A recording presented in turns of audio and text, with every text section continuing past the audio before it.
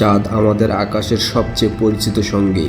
হাজার বছর ধরে মানুষ ওর দিকে তাকিয়ে থেকেছে, কিন্তু আজ আমরা যে গল্প শুনতে যাচ্ছি তা আপনার চাঁদ সম্পর্কে আপনার ধারণাটাই বদলে দিতে পারে। কারণ চাঁদের একটি জায়গায় বিজ্ঞানীরা এমন কিছু অদ্ভুত ঘটনা খুঁজে পেয়েছেন যা আমাদের বর্তমান বিজ্ঞান ব্যাখ্যা করতে পারছে না। সেই জায়গাটির নাম এসপিএ বেসিন, চাঁদের সবচেয়ে বড় এবং সবচেয়ে পুরনো গ্রহ।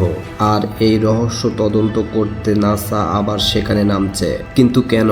সেখানে আসলে কি চলছে? চাঁদের দক্ষিণ মেরুতে যে গ্রহটি আছে তার নাম এসপিএ বেসিন। এর ব্যাস প্রায় 2500 কিলোমিটার, গভীরতা 8 কিলোমিটার পর্যন্ত, বয়স 4 বিলিয়ন বয়সেরও বেশি। এটা শুধু চাঁদের সবচেয়ে বড় জায়গা নয়, এটা পুরো সৌরজগতের সবচেয়ে বড় অ্যাস্টেরয়েড ইম্প্যাক্ট গ্রহগুলোর একটি। বিজ্ঞানীরা মনে করেন কোটি কোটি বছর আগে একটি পাহাড় সমান অ্যাস্টেরয়েড চাঁদে আঘাত করলে এই ভয়ঙ্কর গর্তটি তৈরি হয়। কিন্তু সমস্যা হলো ওই গর্তে এমন কিছু আছে যা একটা সাধারণ ইম্প্যাক্ট গ্রহে থাকার কথা নয়। 2019 সালে নাসা লুনায় রিকগনাইশন অরবিটার LRO এবং GRAIL মিশনের ডেটাতে বিজ্ঞানীরা একটি এমন জিনিস দেখতে পান যা তাদের অবাক করে দেয়। গ্রহটি প্রায় 300 কিলোমিটার নিচে লুকিয়ে আছে এক বিশাল মাস অ্যানোমেলি। মানে সেখানে কি আছে যা বিশাল ভারী ধাতু বা অজানা উপাদান দিয়ে তৈরি, এতটাই ভারী যে ওটা চাঁদের ক্রাস্টকে নিচের দিকে টেনে রেখেছে।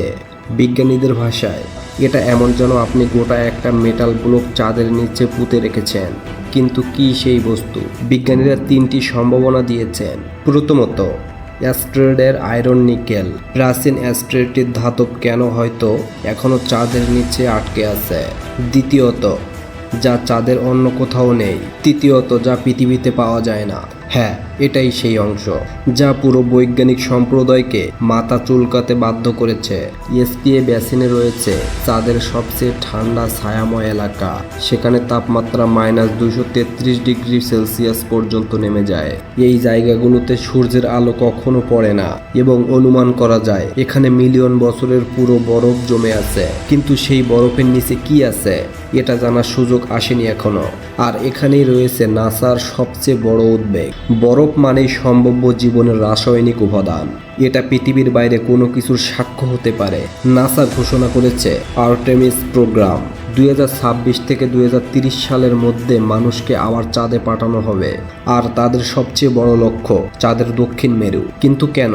বরফ ভবিষ্যতের পানির উৎস, ভবিষ্যতের রকেট জ্বালানি তৈরির সম্ভাবনা, মাস অ্যানোমেলির পুরো রহস্য সমাধান, চাঁদের ভিতরের কাঠামো বোঝা, পৃথিবীর সৃষ্টির রহস্য বোঝা। এটা শুধু অনুসন্ধান নয়, এটা মানুষের পরবর্তী লাভ, যেখানে চাঁদ হবে নতুন ঘর।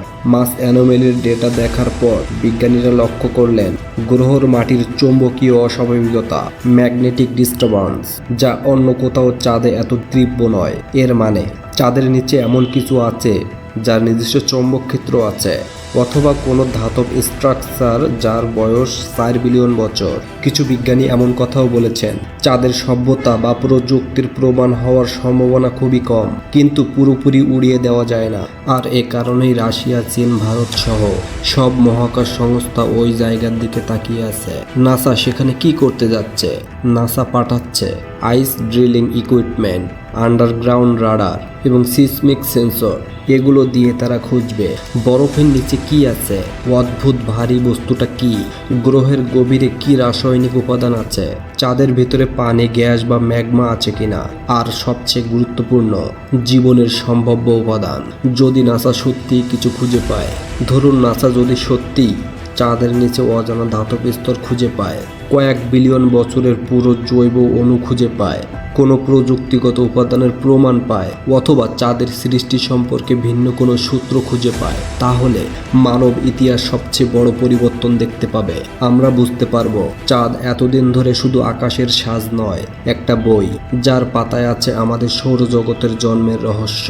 নাসা যখন এসপিএ বেসিনে নামবে, পৃথিবীর প্রতিটি বিজ্ঞানীর নিঃশ্বাস আটকে তাকিয়ে থাকবে, কারণ চাঁদের সবচেয়ে বড় গ্রহ তার রহস্য খুঁজতে চলেছে।